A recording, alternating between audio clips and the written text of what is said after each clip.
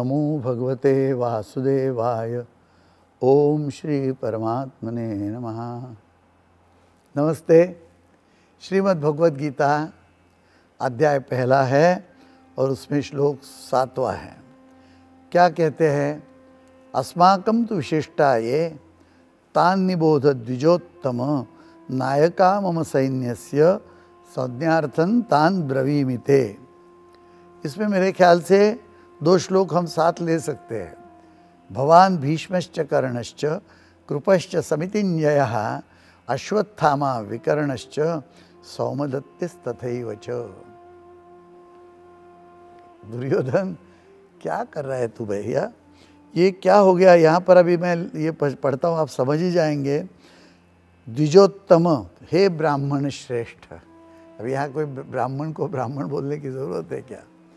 ये जो है ना जातिवाचक उल्लेख जो है जिसके, उसका ये पॉलिटिशियंस बहुत लाभ उठाते हैं। और यहाँ लाभ उठाने के बदले खुद का नुकसान करने वाला ये जानता नहीं है दुर्योधन। हे ब्राह्मण श्रेष्ठ, द्विजोत्तम, अस्माकम, अपने पक्ष में। अभी बात एक समझिए दूसरे कि है ब्राह्मण, लेकिन वो क्षत्रिय को क्षत्रिय विद्या सिखाते थे। कर्म से तो क्षत्रिय हो गए, तो उसको ब्राह्मण ब्राह्मण बोलने की क्या ज़रूरत थी? लेकिन उसको जो दोष देना है वो उसके जो ब्राह्मण होना है उस पर रखने वाला है, इसलिए ये सब बातें कर रहा है। अपने अस्माकम, अपने पक्ष में, तू मतलब भी, ये मतलब जो, विशिष्टाः प्रधान, संति है, तान, उनको आप निबोध, समझ लीजिए। हो, ते आपकी संज्ञार्थम, जानकारी के लिए, मम, मेरी, सैन्यस्य, सेना के जो जो नायका सेनापति है, तान, उनको, ब्रवीमि, बतलाता हूँ। ये क्या है? क्या कर रहे तुम? ये अभी वो क्या कर रहा है देखो। युद्ध है अभी 2 मिनट पे, शंख बजेंगे, बज गए हैं और अभी युद्ध शुरू होगा।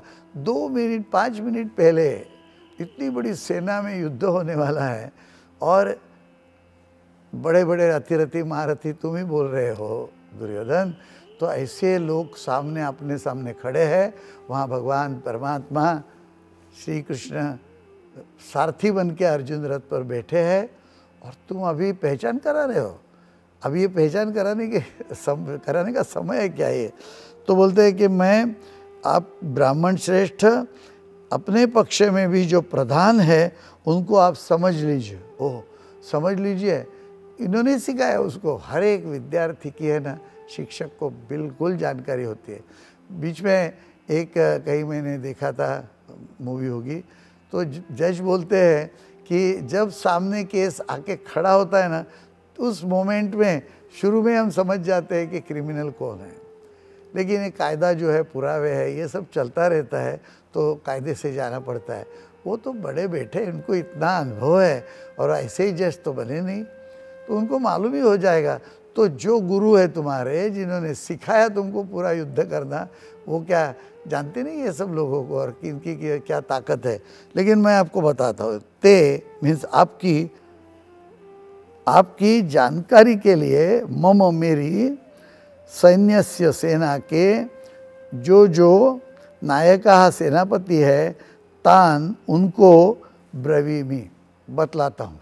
अरे वाह, बतलाओ भैया बतलाओ, क्या करें? अभी तुम्हारे साथ आया हूँ, एक दफ़े साथ दिया है तो पूरे विश्व का नाश तो तुम करोगे ही। इस तरह से भवान, या आगे वाला दूसरा जो 8वां श्लोक है, भवान भीष्मश्च कर्णश्च कृपश्च समितिञ्जयः अश्वत्थामा विकर्णश्च सौमदत्तिस्तथैव च।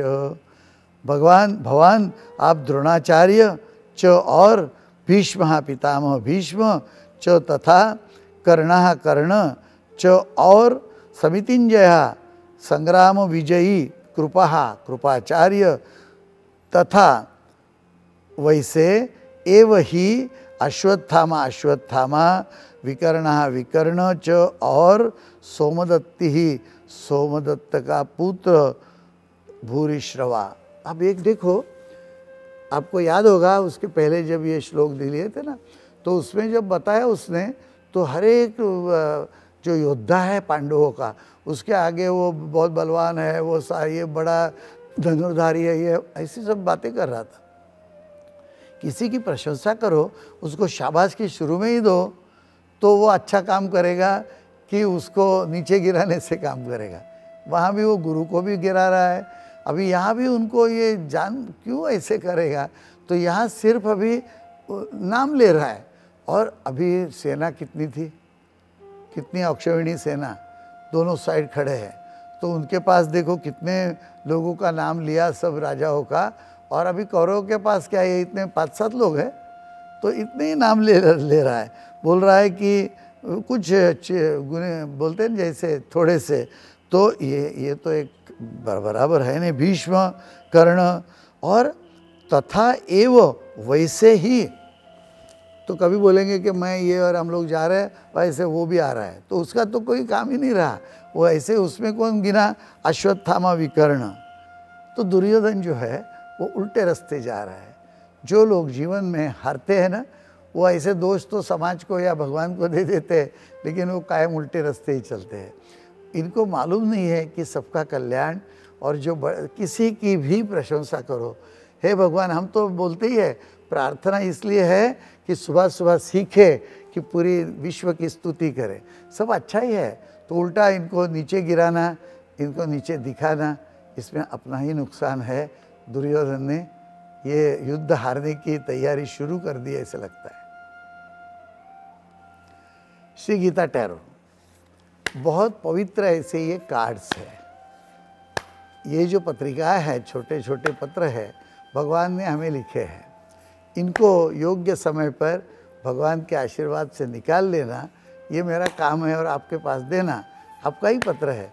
तो कल क्या दिन कैसे है आपका, और पूरा हफ्ता आपके लिए कैसे है, उसका मार्गदर्शन करेंगे। क्यों, ये श्लोक के अर्थ से पता चलेगा, और हाँ ना में उत्तर आएगा, इसलिए प्रश्न लिख के रखना। ओम नमो भगवते वासुदेवाय।